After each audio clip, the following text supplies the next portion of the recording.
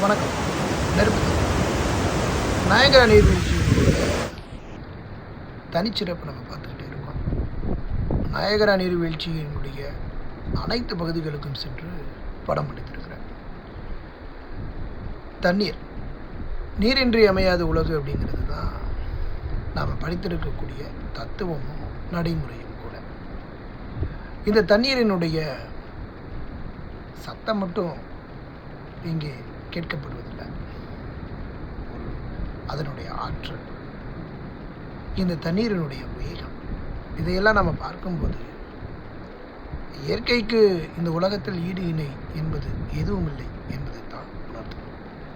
இந்த தண்ணீர் வரும்போது ரொம்ப சாதாரணமாக வருது, ஆனால் ஒரு சில இடங்களுக்கு வரும்போது ரொம்ப வேகமாக வருது, அதற்கப்புறம் மெதுவாக போகுது.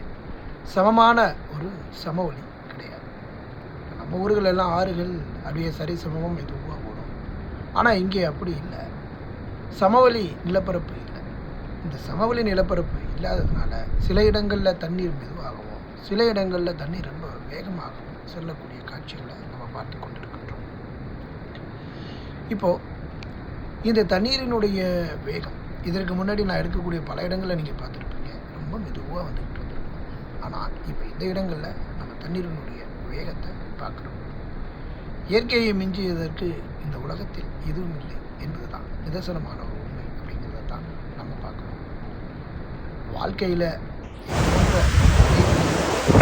பார்க்கக்கூடிய அளவிற்கு